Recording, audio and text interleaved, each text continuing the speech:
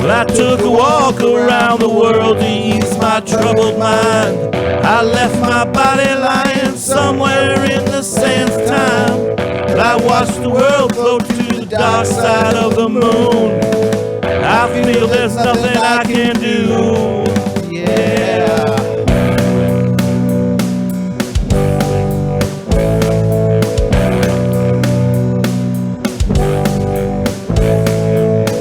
If I go crazy, then will you still call me Superman? If I'm alive and well, will you be there holding my hand? I'll keep you by my side with my superhuman might, kryptonite.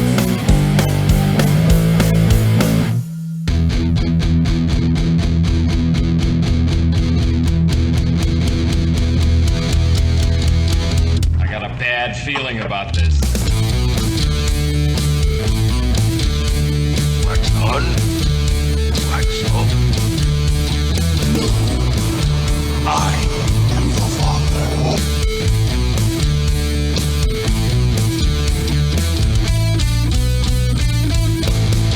Why did it have to be snakes?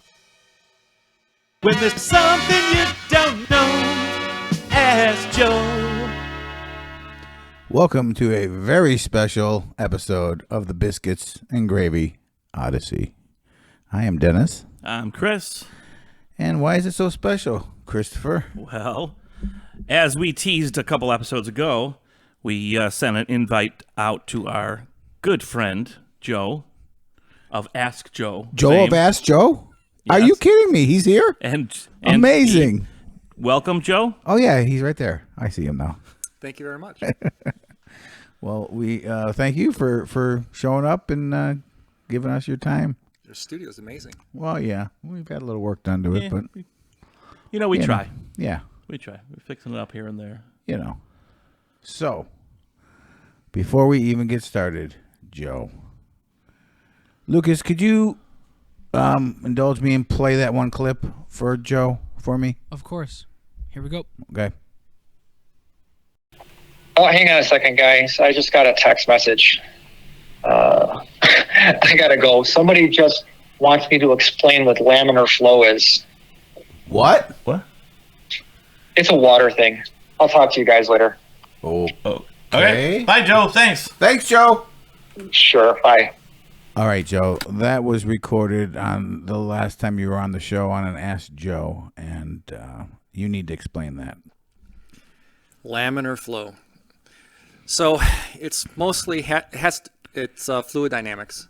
So when I had gotten that phone call, they wanted me to just kind of explain for their class, for their paper. So if you look at how water flows out of a kitchen sink, if you set the faucet level really low, you get that nice stream of water that comes down, versus if you put full blast and that water just kind of gushes out. So laminar flow would be that nice smooth level of water, in this case so fluid, and they're just sliding along this like these parallel lines, versus turbulent flow if you think of like Niagara Falls, or if you have the water just this turbulent flow, it's inconsistent. So I had to explain it for them just so they can. It's called laminar flow? Laminar flow. Laminar flow. So laminar flow would be like if things are going really cool or really good, you could say, hey, man, this is really laminar flow. Would that? Nice and smooth. Yeah. You know what I mean? Like, hey, bro, man, Right. this podcast show is going laminar flow. You know what I mean? Would that be very highbrow kind of? It right? would be other versus being something very chaotic. Okay. All right. I just want to make sure I knew that. All right. Cool. Things are usually turbulent flow in my life. Yeah. But, Yeah, I think the podcast is mostly turbulent flow. Yeah. but that's all right. All right. So, well, I appreciate you explaining that to me because since you've said that, I've had sleepless nights. You know, I know I could have just probably Googled it, but Yeah, but that would be less fun. no, it would be way. And less this was fun. a great lesson. It was. I'm glad we know that's about very this now. interesting. Laminar flow. And that's why we have Ask Joe. So, what are we going to ask Joe about today, Chris? Well, this episode is on Superman. Oh, you mean like the Man of Steel and the Batman? And Well, Superman? yes, Superman, the Man of Steel, particularly the 1980 Oh, you're talking about 78. 78. Oh my goodness. old school Superman. Was Superman 2 in 80? Superman 2 was an 80. Okay. The 1978 film with Christopher Reeve, Superman. That's what we're going to be talking to Joe about today. All right. Joe's Now, a big Superman fan. We knew that ahead of time. That's why we Right. particularly asked So- him if he wanted to do this. what is it, Joe, about Superman in particular? That Well, when Superman came out, I was 8 years old, and I saw that on the big screen, big 70 millimeter screen, and just to watch the special effects that happen, and kind of the tagline with that movie was "You'll believe a man can fly." That was the big promotional campaign for it, Really? and I don't remember that. Okay. to see that was just amazing. It kind of reminds me of when Eagle Boy was on talking about seeing Back to the Future. I got the same vibe right there. Something sparked when you seen that movie that just grabbed onto you and held on, and that's Prior to that, it was watching the old Adventures of Superman on TV with George Reeves. is that the black and white ones? The black and white, and there was some Yes. color. Oh, There was was some it? color. Oh, yeah, that's right. And there then was. watching, Saturday morning cartoons with the Super Friends and Justice League back Okay. in the 70s. All right, so I recently, in preparation for this show, I went back and I watched there's 4, right, with Reeves, correct? Yes.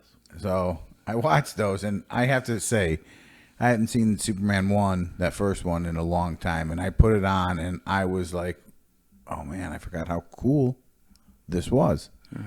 And some of the effects, revisited now is a little, I don't know, I don't want to say cheesy, but a little dated maybe, but it was still held up. Like, to me, it was like, whoa, this was a good movie.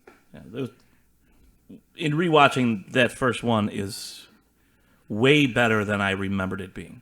Like, I hadn't seen it in years, and rewatching it, I was just like, "Oh my god, this is like really good, like surprisingly great movie." I think it was just the coming together of good directors, producers, casting the right people for it, and then just that time. Time. I mean, with all respect to all the current movies that are out there, everything is just so much more CGI enhanced, and it's kind of like what our generations have now started to grow up with, going back to practical effects. When the Force Awakens came out to the theaters, and J.J. Abrams was creating all these sets and actually had full-size mock-ups and spaceships, that's how things were done back then. Full-size setups, models, and so forth, less computer-generated effects. So for Superman, they were doing a lot of wire work for the flying sequences, and they were working with new technology like this projection technology. Do you think you brought up Star Wars, and looking at the beginning of that movie when Krypton is getting destroyed, I couldn't help but think it looked a lot like the Death Star, and like ships flying in it and stuff like that. I don't know if that was the same kind of technology, but it looked very Star Wars-ish the way it was filmed. I mean, is that what you're talking about with the Same type of thing, exactly. yeah. It's like, so they were using models, they were using matte paintings Okay. to kind of cover out the background, and you had in the foreground, you had the model, and then the way the cameras were being used to just zoom in and film these shots. Okay. As a kid, one of the things I loved getting was Starlog magazine, and it was like the pretense to anything that you find now on the internet. So if you're going to find out anything new about a movie, if it was coming out, or when any of the special effects that were done in it, Starlog was your go-to source. It was these movie magazines that were out there, and I loved it. Yeah, that's funny because, it's not the instant gratification nowadays. You could just look up something online. But I got a question for you. So the first movie, one thing that really jumped out at me is what's your thoughts on how they portrayed Clark Kent? How they portrayed Superman versus maybe how they do it in more modern Superman shows? Like, what jumps out at? Do you know the way? I guess what I'm getting at is they make Clark Kent. He's a bumbling. He's overly bumbling. Yes. Personally, I don't think they make him, and this is just my thought. Yeah. I don't think they make him more extreme bumbling, extreme kind of nerdy or whatever. In that more than modern, it's just. Oh, you don't? It was a different time. It was a different time. Everyone was more straight-laced in general. So someone being on the nerdy end, you know what I'm saying? Like, Well, yeah, I don't know. To me, I thought maybe that was more portrayed. I mean, the bumbling is maybe a little more. Yeah. Yes. He's a little more klutzy, but he's tight as like a yeah, I know, but like I guess he just wound up really. He just seemed more nerdy to me, and I kind of like that play. It seemed even more comic book. Well, like I said, when you think about the 70s, all right, let's think about in general all of our like ancestors, all of our parents, our fathers, whatever. You think of them from the 70s, and you look at them now. They'd all kind of look kind of nerdy. You know what I mean? The way they dressed, the way things were. Yeah. So for someone to look can't back do much with bell bottoms and loud shirts. But to look back at that now, and then think you had to portray someone extra nerdy or what? You know what I'm saying? Yeah. So in comparison, I think looking back, that was just nerdy. Now, could he be, or maybe over the top bumbling and klutzy? What do you that think, was a little Joe? bit much, maybe on that, the or do you think? I think it's all Christopher Reeve. I mean, he studied at Juilliard, so he's a trained actor. He went to school with Robin Williams. Really? Yeah, and his approach. There's documentaries out there that he's done, and he's talked about how he has portrayed the character and how he kind of separated his role as Clark Kent and that of Superman. And it's actually, there's a very interesting scene in the movie. So it's right after when Superman and Lois go for that fly together over Metropolis. And he brings her back to the apartment. They say their goodbyes. He flies off. And then you get the knock at the door, and it's Clark Kent. Well, quick change, comes into the apartment. And he feels compelled to tell Lois his identity. If you watch him go from Clark Kent, he takes his glasses off and he stands straight up. So he purposely played the character to be hunched over, a smaller person, versus being the tall Superman. Chris was 6'5". Yeah, I guess I never even really paid attention to that. He was a tall. He was a tall guy. Wow. Which, when he got cast for the part, Chris was 170 pounds. Okay. There's an interesting Star Wars connection. Richard Donner called David Prowse. David Prowse was the body of Darth Vader, also a bodybuilder and powerlifter. So David Prowse was hired to get Christopher Reeve up to size to play the role. So he trained him. He personally trained Christopher Reeve for the role, and there's interesting videos. So Darth Vader trained Superman. That's right. That's right. That is awesome. That's pretty cool. That is way cool. And Chris put something like 40 pounds of muscle on for the role. Yeah, I did that for the podcast myself. Yeah, I put 40 pounds of something on. Not muscle. Okay. Muscle. That is interesting. I did not know that at all, and that's why. That's great. That's one of the couple of Star Wars connections that I found in that movie. I know another one. Go ahead. What? Shoot. General Zod. Terrence Stamp, who played General Zod, was Chancellor Valorum in the episode 1, The Phantom Menace, when they oust him in order to get Really? the Palpatine in, Yeah. and they get no, I have to Padme go. to Yeah. put yeah, a yeah. vote of no confidence in Yeah. Chancellor Valorum. Chancellor Valorum is Terrence Stamp, who plays General Zod. So. There's another one, too. I don't have that one. So go back to Krypton, and you see all the elders when they're going, guilty, guilty, guilty.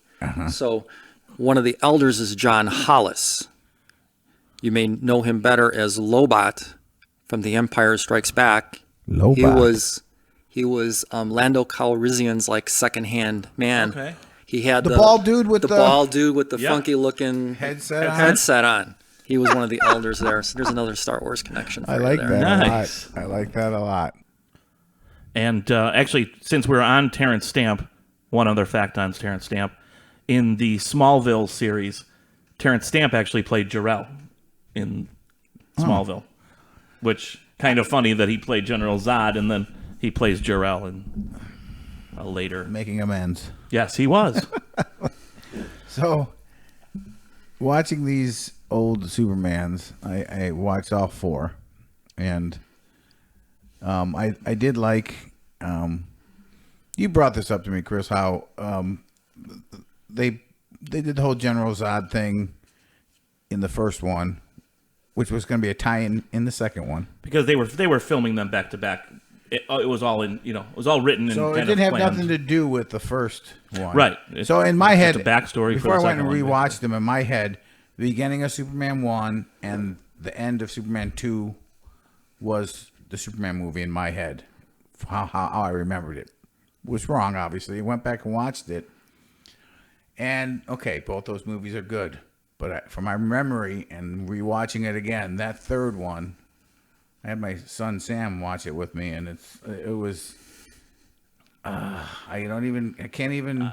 It's so chaotic. I mean, I'd like to hear your thoughts on it, Joe. About, I mean, to me, it just seemed piecemeal together and a basic. Another angel got its wings. Another angel got its wings. Teacher says every time the bell rings. No, but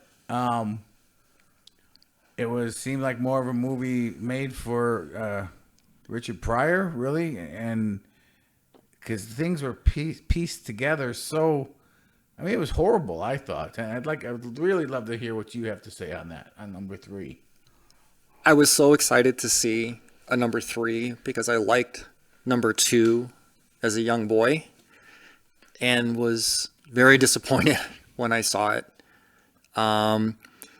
There are favorite parts in there, like when Clark Kent goes back to Smallville and sees Lana Lang. Annette O'Toole played the part of Lana Lang. The battle of Superman kind of, that Against was good. himself. That was Yeah. pretty. That's a good cool. concept. It is a good concept. That was pretty neat. But I mean, Oh, I didn't think it was a good movie in general. But then again, I didn't think 4 was either. I don't know. Like you more but- singled out 3 as being the Well, worst, here- and I personally didn't like 3 or 4. just hear me out on this, and then I'll hear what you guys have to say about this. But 3, I think a lot of that also had to do with editing. It's the way they edited that film. It just seemed it didn't flow. When 4 came out, yes, the villain in 4, although we got to get Lex Luthor back, which is a big help. Then the villain in 4, the nuclear Superman, or that was his name? Yeah. So, yeah, that was lame, but if you look at the pacing of that 4th movie, it follows the pacing of the first 2 movies. It's not as strong, in my opinion, whereas 3 was just all over the place. Now, that's my thoughts. I agree. There's nothing that can replace the original movie. And I think a lot of that has to just be said about, Richard Donner being the director of that one. And Richard Donner actually directed like 75% of 2. Yes.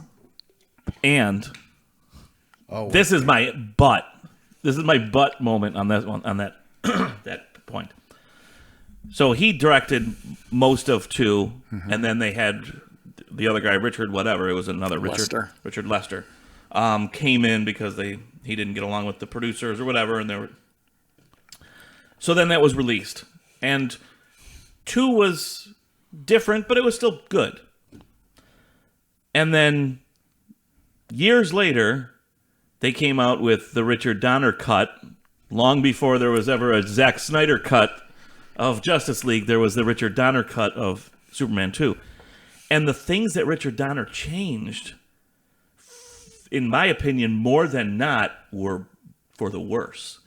In the major changes. Like, obviously, he changed camera cuts, camera angles, and things to make it more his vision because he had different camera angles filmed at the time, and the other guy went with different stuff, and so those edits fine. But some of there's a scene where, and I don't know how much we want to get into this because we're talking Superman 2 instead of Superman 1, but I think the whole franchise is on the table. There's a scene where he finally tells Lois who he is, and he drops his glasses into the fire and reaches in and gets them, and Lois realizes that he's Superman, and he admits it. Yes, I'm Superman.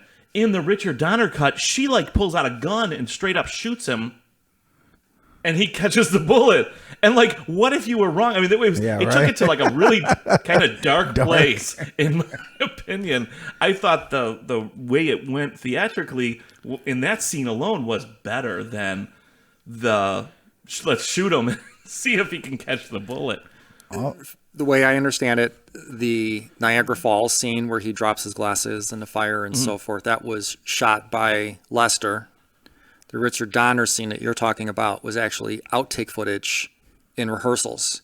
So to kind of tie up that loose end, they edited that scene in to show the reveal, because then we have the whole storyline. So in order to make a Donner cut, is what you're saying, is they couldn't use the Lester stuff. Correct. Because then it wouldn't be a Donner cut. Yeah. Gotcha. So they had nothing else to use, so they had to kind of use something. Correct. Okay. So in the Donner cut, he used 0 of Lester's footage. Okay. All right. Well, but then the end, I believe it was the end, in the Donner cut, didn't he just pull another speed around the Earth a million times real fast to make it go back in time really? again? Again? Yeah. Which is a little kind of redundant. So anyway, for those reasons, I was like, okay, even though I love the Richard Donner, in the original and everything, it's not like I don't prefer Richard Donner's vision or whatever. I thought those couple scenes were a little questionable. All right, well, listen, it's time for us to go to a commercial break, and then we'll get back and talk some more about Superman. Sounds good.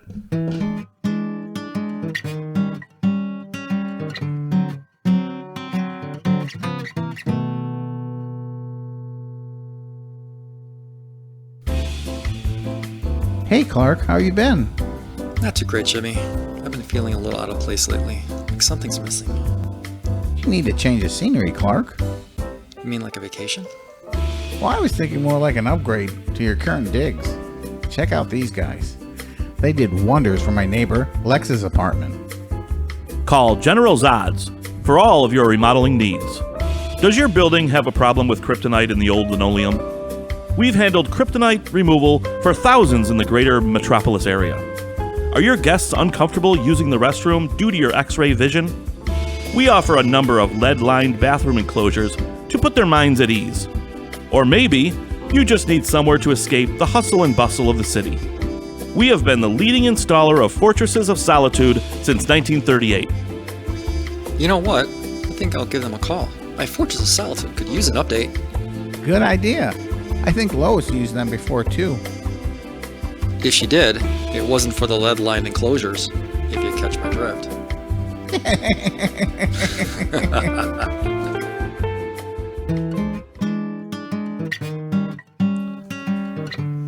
All right, welcome back. Talking about Superman with Ask Joe. Back to Superman. Superman 1. OG Superman. The OG. All right, so going back to the first one, you're the one that reminded me because, like I said, I had the first 2 movies mixed in my head as being the first one. So I totally forgot the first movie. The bad guy was Lex Luthor, and when you reminded me before I went back and watched it, the evil plot that was Lex's, I was like, what? The sinister real estate tycoon plot. I'm going to buy up a bunch of land. Bye-bye, California. Yeah. Hello, New West Coast. It was actually hilarious. I mean, it was a great plot when you think about it. But millions of people dead, but now he's got beachfront property. Yeah, okay. It was great. Yeah, okay. So And Gene Hackman, I mean, Oh yeah, definitely. and he actually, this is a Ask Joe thing probably, but I mean, Gene Hackman actually did not want to be bald. He fought with the producer. He actually refused. Is that why he refused to be bald? That's why they did all the hairpiece things. But they couldn't. They had to, like, when he was in jail. That was the only time that they would figure they wouldn't let him have the hairpieces. Why would that be? He just didn't want to be. He didn't want to have a bald Is it head. like the Joker, Cesar Romero, and the mustache kind of thing? Could be. I mean, come on. It could be. But he did not want to be bald, and that's why they did all those. I never understood that through all that and stuff that they put on because he didn't want to have a bald head. Okay, that's crazy. Some of us choose to be. Right, I know. No, I don't know. That just doesn't seem right because I never could understand that as a kid. Like, he's Lex Luthor, supposed to be bald, Right. but That was one way to. But and he was brilliant though. Gene Hackman was brilliant. My wife will appreciate. This is just a funny, stupid side story. Okay. When I'm watching Superman, leading up to this, and I'm like, and I yell to my wife in the next room, and I say, I just love Gene Hackman because when we were, oh my gosh, when we first got married or we were dating, I can't remember if we were pre-marriage or if we were just married, when the movie Independence Day came out. Okay. And we were at the theaters watching it, and she leaned over to me and goes, I love Gene Hackman. And I leaned back to her and I said, that's great, but what the hell does that have to do with Robert Loggia? Because she thought Robert Loggia was Gene Hackman, and I've made fun of her about that till this day. So That's a good one. that's a little shout out to the wife. Well, then there's also Ned Beatty. You said Ned Beatty? There's also Ned Beatty. Didn't she say Ned? I thought he was going with a Ned Benning. No, That's what I thought too. I went like a Ned Beatty. when you talk He like was Yeah. baiting us. Yes, he was. Ned Beatty. Yes. I mean, a great little sidekick there. Oh, great! And he didn't have to squeal once. No, he did not. Thank God. For those Deliverance fans out there. Poor Ned Beatty. So, what's your thoughts on the whole? I've literally felt bad for Ned Beatty all these years because of that movie. Well, Because of Deliverance, and it's just an actor in a movie. Like, I'm sure you got in my head. It almost physically actually happened to him. you want to It's so. send him to grief counseling or something. All right, go on. Sorry. So Joe, what's your thoughts on the supervillain in the first movie, in Lex, and his plots, and what do you think about all that? I thought Gene Hackman did a great part. What's your thoughts on the whole? Because his evil plot to get the kryptonite and all that. Do you think that was all in tune with the comics and all that kind of stuff, or? I did not read the comic books Okay. as religiously as other fans have. I kind of growing up with the movie itself. You did more of the cinema stuff. I did more of the cinema stuff. Okay. Yeah. All right. Well, actually, thinking about that, today is actually National Comic Book Day. It is today. It is. You're So, right. Action Comics #1. Here you go. Right, that was Superman.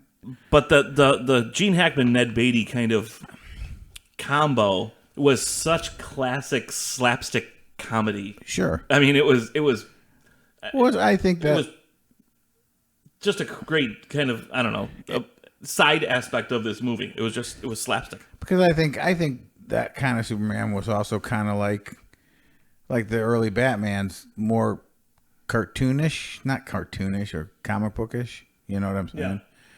As opposed to later on how Superman is portrayed, like in the Man of Steel and all that. It's got a darker side to it, where these original ones were more. Well, yeah, and then you get the special effects, which aren't wonderful. They were great for the time. They were Right. probably groundbreaking at that time. But like you look back at it, and the way he's flying and stuff, it's cool, still cool, it still holds up, but it's fake looking. My son Sam, who just turned 18, he never seen it, and we watched that, and he thought it was just classic stuff. I mean, the only one that I think he kind of laughed about, which is a little cheesy, like when he's racing the train. Oh, and run, I love that part. the way his legs are moving. I know, are but the hilarious. way he's lazy, it looks a little like okay, cheesy, but But a great scene. Oh, yeah. And then having Lois as a kid in the train, seeing him out the. I never picked up on that. You kidding me? Oh yeah. Her parents yeah. are like, Lois Oh, we need Lane, to talk go back about to this. your book or Oh whatever. wow! I never even. I didn't even yeah. think about it. Yeah. So there's a couple of different versions of actually Superman the movie that are out there. There is the theatrical version that you've seen. There's also the television version or extended version that you may have seen like on regular TV, like Okay. back here would have been like on ABC. So the television version actually has an extended couple of seconds in that scene where she's actually having some dialogue with her parents on the train. So we're seeing a very young Lois Lane seeing this boy racing the train. Young how? Like his age? No, younger. Younger. Probably a little bit Queen Amidala and Anakin. Wait. Except Let me get reverse, this straight. you know. So when they're at the Daily Planet, she is a younger. She's younger than him. But I'm guessing maybe by 6 years. Probably. No kidding. She was probably about 12, maybe, if he was However, 18 Margot or Kidder whatever, was you know. actually a few years older than Christopher Reeve because Chris was 25 when he did that film. Okay. I think Margot was 28. All right, so go on. Tell me more. So on the train, she sees this boy racing a train. We know it's Clark Kent racing a train. And it's after the point where he jumps past the train. And nobody ever do that. Don't ever race a train.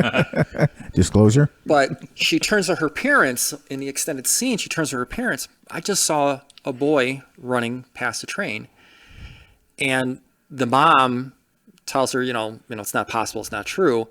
The actress playing her mom is actually Noelle Neal, who played Lois Lane in the Adventures of Superman television series with George Reeves.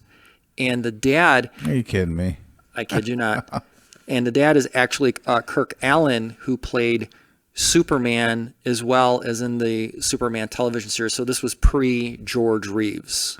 Oh wow. So they brought back these two kind of classic actors to play her parents. That is a little very cameo cool. in that movie. Yeah. See that stuff. You really appreciate it in that extended version, or if there's an extended version Blu-ray, if you can find that out there. I was gonna say I don't even recall her being in there. First of all, and then to see an extended scene of that. And then I know, well, I saw that whole scene with her interaction with her parents in the version that I rewatched just now. So, I'm not just now, but, for this. But yeah, that's I remembered that though too. Oh wow. I Yeah. remembered I never picked up on that. I don't know. Interesting. So super cool. That's super cool. I love Easter eggs, and the fact that they were doing the little Easter eggs all the way back then, was that is cool. awesome. That is cool. And then the whole flying, the scene with when Superman takes Lois for their flight, their nighttime flight, it was cool, okay, but after a while, first of all, it went on way too long. It was like a super long scene, and then you got this odd voiceover from Margot Kidder that reminded me of Diane Carroll's weird Star Wars holiday special where she's talking to on the headset thing, and she's like, "Oh, and you're in all the million stars around." That's what kind of feel I was getting from the Margot Kidder voiceover while they were flying. It was almost like uncomfortable. But other than that, it was make cool. Make it stop. I could have done without the voiceover part of it. And the fact that they were flying at one point, they were like so high, they were up above clouds and stuff, and he had to dodge out of the way for a bird. And I'm thinking, I don't think birds fly. But okay, whatever. I was just thinking about how cold it must have been up there. Yeah, for her. Or the thinning air if they were getting that high up. Right. I'm sure that kind of. Yeah, all of a sudden she just passes out. Oh my god. And that was actually that's actually the second time that he flew with Lois, I believe, because the first time was when he initially caught her when she falls from the helicopter, which That was the big reveal. Yes. Superman's big reveal to the people. Yeah, that was filmed New York City, 1977. Also happened to be a blackout the night that was being filmed. Oh, really? Yeah. So they were setting up to do the scene. Okay. And Jeffrey Unsworth, who was the cinematographer for that film, had started getting all the lights and cameras were getting all set up to light up the scene for them to shoot the scene. And he believed for the longest time, and it was in this book called The Making of Superman. And it was a book that I had gotten as a kid. I think it was like a Crown Books or something. And it's almost like this wonderful companion book to have with this movie. It kind of tells you everything that happened in the background. And for the longest time, he thought he was the one who caused the blackout in New York City. Oops. Oops. But it wasn't him. But that helicopter scene, that's the best scene for me. That's where we first saw Superman, you're saying? Or the world saw him? The world saw Superman as Superman. So Lois Lane's in the helicopter. The helicopter gets entangled in some cables that are up on the roof. The helicopter pilot loses control. Yeah, okay. And now it's hanging off the edge of the building. He's knocked out. She's trying to get out of the helicopter and falls out the door on the edge of the building, and she's now hanging from the seatbelt, screaming for her dear life. And he catches her when she falls. So as the scene goes, and I'm just kind of living it in my head because it's one of my favorite scenes, is Clark Kent's coming out of the building, out of the Daily Planet, and you see her hat fall and land on the sidewalk as he comes out. As police vehicles, ambulances, fire trucks are all coming, and all these crowds are joining around. He looks up, sees a helicopter, and that's where you hear that classic John Williams theme. He runs up. Yeah. He runs up to a phone booth, and it's like a half phone booth. Yeah. So He couldn't go in, and he's like, can't change there. Damn. Runs down the street, finds another building where it has a revolving door, and inside, whoosh, whoosh, whoosh, whoosh, whoosh, he comes out. Outside, he comes out the revolving door. There's a working man with his working ladies. He says, "Hey, man, whoa!" And he's like, "Excuse me," and shoots up right into the sky to go rescue her. I love how polite he always was. Excuse me. Yes. Or thank you, or have a good day. I mean, because that's how this Superman is portrayed. He is no matter what. He's polite. He's a Boy Scout. He's a Boy Scout. He's Captain America on steroids. He's like even more Actually, without the steroids. Without the steroids, right? He's in right. the next level of Captain America on his Boy Scout persona. Yeah, that's true. So listen, now we see him going with the catching Lois Lane, but what else happens there too? To kind of that helicopter. What else happens? The helicopter falls. Okay, so now he's got two things he's got to take care of. So we call it double jeopardy. Okay, so now this is all in front of the cameras and everything. And this is his big reveal, right? Yes. So he's not just saving the girl; he's saving this helicopter from crashing down on the people and all this. So boom, he's out there now. He's out. Everybody has seen him. He's all over the newspapers now. Next day, it's going to be fully. And all he needs to hide. There was more. Oh, what? There was more. So he rescues Lois Lane. He gets the helicopter back onto the roof. Okay. Drops her off on the roof, and takes off. He then rescues Air Force One. What? So the engine. So Air Right. Force One is in the sky. Yes. Engine gets hit by lightning. Yep. Air Force One's going down. President's on board. Air Force One's going down. Did they have a Engine explodes and is gone. It's like missing the engine almost completely. And comes up. Did they have a president that kind of resembled Reagan at the time or something? I don't think so. No, you're thinking of E.G. Marshall, who played the president in Superman 2. That's it. Yeah, Okay. but not in this one. We don't see. Okay.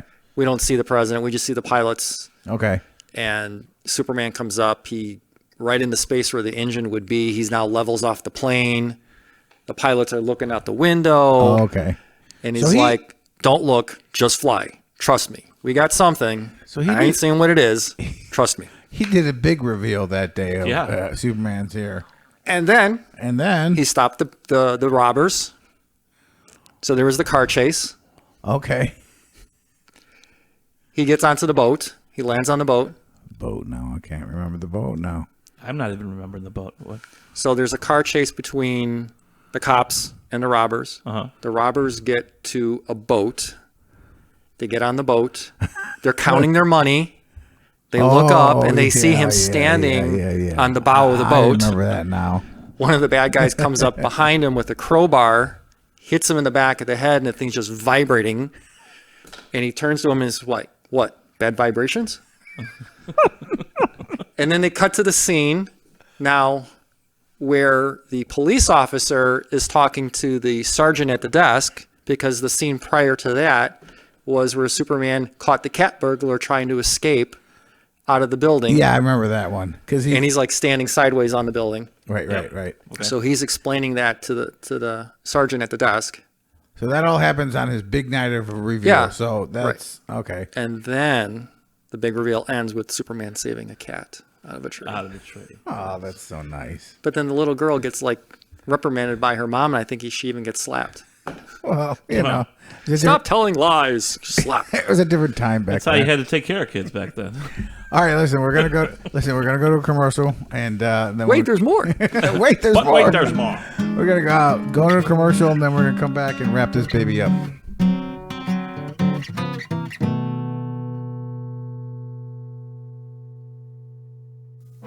Hello, I am Jarrell. Is that sun getting a little too close for comfort? Is total extinction getting you down? Well, there's only one way to beat that heat. That's right, it's Jarrell's Crystal Cribs. It's JCC. I do need something to save my infant son's life from a fiery, catastrophic death. I just need it to be economical. I don't want to pay too much. At JCC, we never let the price get in the way of getting your child into that escape crib that's just right for you. Choose from 3 levels of pricing to satisfy your budget.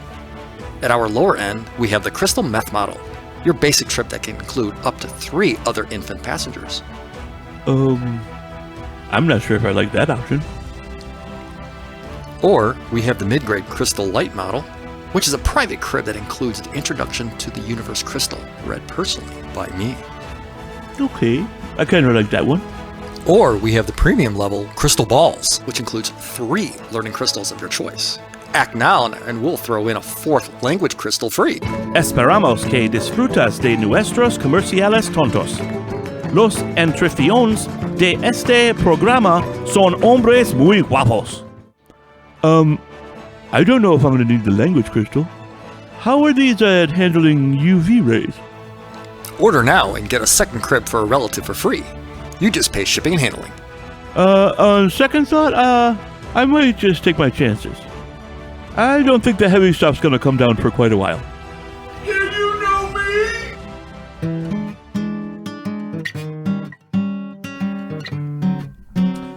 All right, welcome back. Talking about Superman. Another great scene, another one of my favorite scenes is the kind of missile hijacking scenes in the movie. There's actually, it's kind of a long, drawn-out scene because they have to hijack a couple missiles because they kind of screw up the first time. But so there's this whole scene where they just roll one into another, so it's like quick costume change. Now we're truck drivers. Right, now we're truck drivers in another complete part of the country, probably. So they set up this elaborate thing where they have a car being controlled by a radio, like a remote control. Remote control. Yeah. And they flip it over, and then up the road comes this, caravan of military vehicles with a nuclear, warhead, on one of the flatbeds. And so they have Miss Tessmacher, who's Miss Tessmacher, the assistant, secretary, assistant, whatever of. Turns out to be a pretty good gal of in the end. Lex really. Luthor. They have her lay in the middle of the street, and as was the time, and she was always kind of spilling out of her top and stuff in this. They used it as that. Yes. Purpose for the film. So she's laying on the ground, and the military comes up, and they stop because this car is crashed in the middle of the street, and all the guys, all the soldiers come out, and they're all surrounding her, and all of a sudden, then you have like the major or whoever it is, and it ends up being Larry Hagman from I Dream of Jeannie, who played Captain Tony Nelson in I Dream of Jeannie, and so he's like, I'd recommend a chest massage and mouth to mouth, and the guy like starts to go up, and he's like, and Larry Hagman says, I wouldn't have any of my men do something I wouldn't do myself. Like, move out of my way. I'll handle it. And I got this, boys. I got this. Which is just hilarious. It was hilarious because, you're talking Larry Hagman, which, again, you're talking that to us as viewers, especially at that time, all you see him in is, in I Dream of Jeannie. He's like, again, the Boy Scout. Like you're seeing him more. You're not going to see anything risque when you're talking about, Larry Hagman or any kind of, Yeah, that was pretty much for him, risque. It was pretty funny. And then that whole scene, then Ned Beatty screws it up. He screws up the coordinates. Yeah. And they're in the ambulance for like the getaway, and Gene Hackman like gets out of the driver's seat, goes in the back to start beating the crap out of Ned Beatty, and he's literally just punching the heck out of him in the back. All you see is like his arm going back to punch him more. It's comedy. It's just it's a slapstick comedy. And then with the whole, then the missile is missing. So back at like mission control, you have like all the people working, and so who's there watching the missile is John Ratzenberger, Cliff Clavin, like and basically and I'm picturing Cliff from Cheers, and I'm sort of like, you see, Normie, what you have here is your classic nuclear warhead diversion. Like he's going to go into like this. Star Wars connection. So John Ratzenberger, Empire Strikes Back, on planet Hoth, was one of the generals where Leia was having her pre-meeting with all the pilots before they go out to attack the AT-ATs. He was the one who like, all right, let's go. Was he? I didn't. That was John Ratzenberger. Do I just not remember that, or did I never even see that? He was also the same actor who, when Han and Luke were out in the snow and the patrols, they couldn't send the patrols out because it was too cold and they had to close the doors. He was the one who had to tell Leia that there's nothing that they can do, that they need to close the doors. He had to give her that bad news. Oh my God. Wow. How do I not remember? We'll have to rewatch that. How do I not remember that? That's hilarious. All right. So, as far as Superman, do you have any end remarks you'd like to make about? With all due respect to the work that Zack Snyder has done and the work that Henry Cavill has played, Brandon Roth has done with Superman Returns, by far for me, Christopher Reeve is by far my favorite Superman. I'd have to say after rewatching these, although some might be dated, they are fantastic films, and Reeves is a fantastic actor. It's a shame how his life went, but it's just he was good, and even to the point of I didn't realize some of the stuff you told me how he portrayed Clark versus Superman that I just took for granted. It just accepted it because it was just portrayed so well to me. So I enjoyed all that, and yeah, it's definitely great genre of movies. That's my thoughts. Christopher Reeve is Superman, as far as I'm concerned. He is, and again, no offense to Henry Cavill or anyone else who's portrayed Superman, right. But Christopher Reeve is Superman. Yep, he's my Superman. All right, well, listen, we'd like to thank you all for listening to this very special edition of Biscuits and Gravy Odyssey, and we'd like to thank Joe. We also like to ask Joe, and we did. We want to thank him, too. Yes. So, thanks for coming out here. Listen, if you want to give us a shoot out to our email, it's bagopod. No, it's not. No, Yes, yeah, that's right. It's bagopod @gmail.com. You got it. And check us out on YouTube. Yes, YouTube. Sometimes you'll find mystery content on YouTube Yes. that you don't get. So Subscribe check to that us out. up there and Yep. rate and review us on the podcast. That's going to really help us out. And, just sending a lot of love out to you, and stay gold. Bye-bye. Thanks, guys. It was a lot of fun.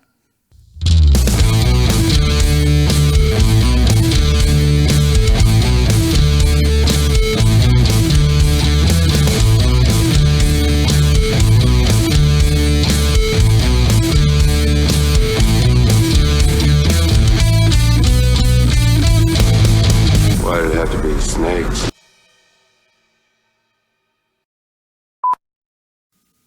Hello, I am Jarrell. Is that sun getting a little too close for comfort? Is total extinction getting you down?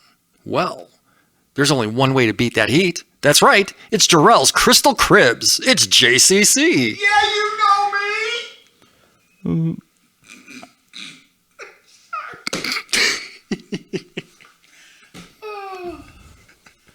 I make myself laugh. I'm not dealing with professionals in here, Lucas. All right, play it back. Okay. Yeah, I didn't type that well. Let me start that again. Esperamos de fruit. All right. Esperamos que disfrutes de nuestros comerciales. Dude, You did it good in the car. I know. All right. Esperamos que disfrutes no. Damn it! No, done no much. Casa de Paper. It's one line that'll get you